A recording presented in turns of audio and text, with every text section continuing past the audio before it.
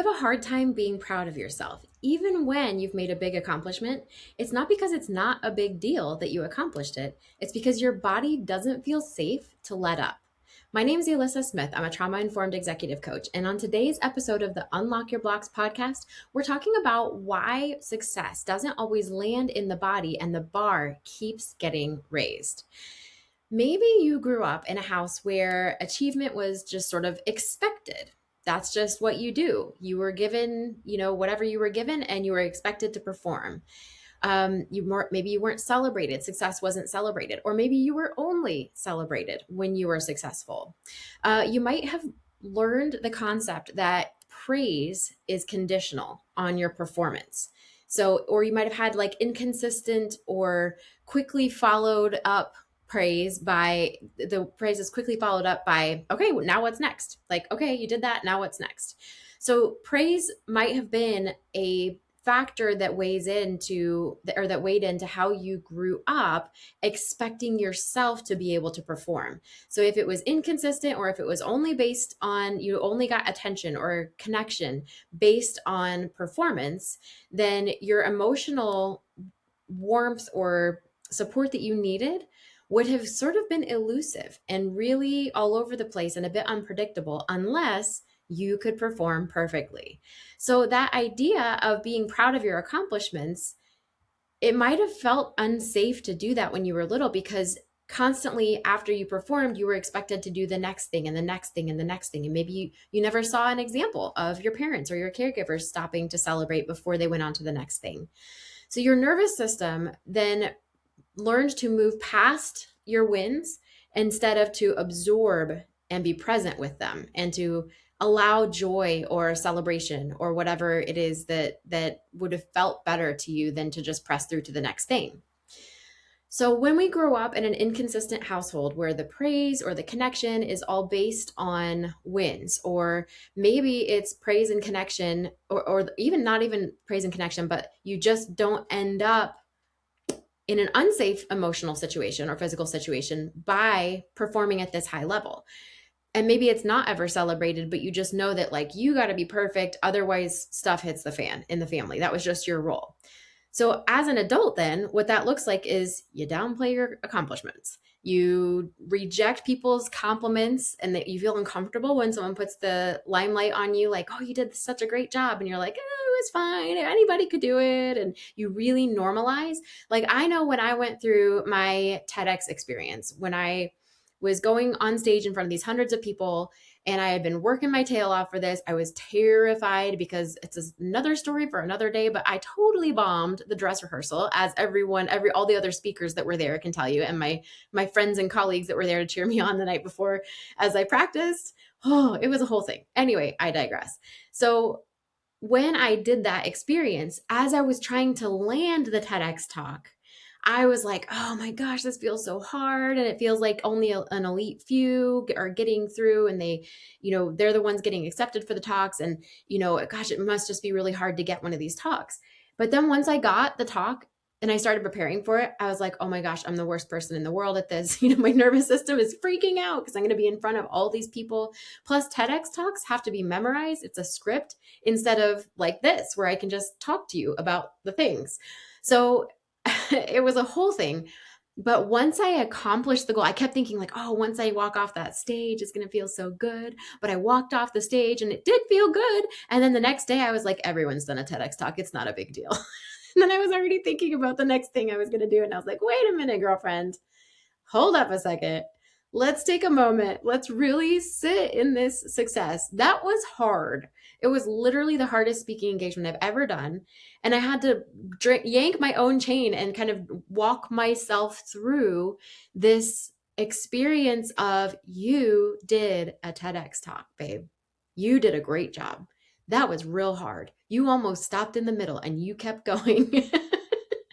And you rocked that purple jacket, and you, like, I had to really amp myself up after this. And once I was able to really sit in the idea, and people kept telling me like, wow, I'm really in awe of you. And I know a couple people who have done TEDx talks, but I don't know a lot of people who have done them. So my brain started to kind of understand this is actually different, and Then I had to tell myself, well, listen, even if everyone has had a TEDx talk, you just did something that was hard for you. And you deserve all the celebration and all the love and all the accolade, all the celebration, affirmation. That's what I'm trying to say. All the affirmation of having accomplished something that was challenging for you, not because nobody else has done it or it's one of the elite things you can do, but really just because you set out to do something and you did it. And that journey for me, folks, from overachieving perfectionist little classically trained pianist who, is like obsessed with not making mistakes, to somebody who can walk on stage, totally blow it a couple times before the final thing in front of people, mind you, like literally not being able to finish the talk the night before when I was on stage in front of everyone as I was preparing, to actually just completing it and then walking off and being like, this was a moment for me. Look at the growth I went through. Looking at the journey and really embracing, wow, look at what you overcame. You were so resilient. You were so brave to walk on that stage and share your heart and talk about your own trauma for the first time in public. There was a lot that I could celebrate, but I could have easily skipped over it because my default mode kicked in. Okay, now we did that. Now what's the next thing? Yeah, it's not a big deal. Everyone's done a TEDx. Well, it doesn't matter. There's a lot there that we can unpack about how you respond once you hit a goal. Because it's one thing to get the procrastination and the perfectionism and the imposter syndrome out of the way to help us accomplish the goal. But then there's this sneaky sabotage of, it wasn't a big deal. Everyone's done that. I wasn't as good as the next person. Oh, downplaying who we are, downplaying our effort, downplaying what it took to get us through that hard thing. No. You get to celebrate because it was something you wanted to do and you did it. You get to celebrate because you went through something hard and you completed it. You get to celebrate because you were not abandoning yourself in the journey. That's one of the biggest accomplishments. So when you immediately move your goalpost after a success and you feel a strong drive to accomplish your goals, but then you're rarely satisfied. Like you create a successful business or a successful life that you've always dreamed of, but it doesn't feel as good as you thought it would. Oh, that's when you know your system is undermining your successes. It's really hard to feel proud of yourself when you learned that you needed to continue achieving to stay safe. So the inability to celebrate wins properly isn't humility, it's protection.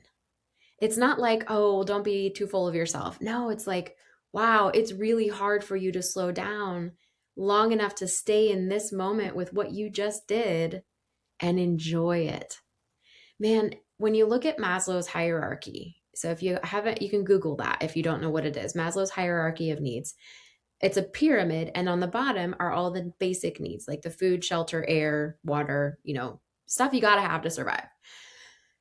If your body, your nervous system is constantly feeling like those things are under threat, it will not allow you to experience things more towards the top of the pyramid, like joy and fulfillment and peace and spaciousness. So we have to update our system and let it know, hey, it's safe to enjoy these things. It's safe to sit for a minute, to give yourself a 5-minute break, an hour-long break, a day off or a week off after a massive accomplishment that took a lot out of you. It is safe for us to embrace these moments of peace and happiness and joy, and to really give ourselves props for the things that we did that required resilience and boldness. So when we celebrate, it makes success sustainable. Say that 10 times fast. Celebration makes success sustainable.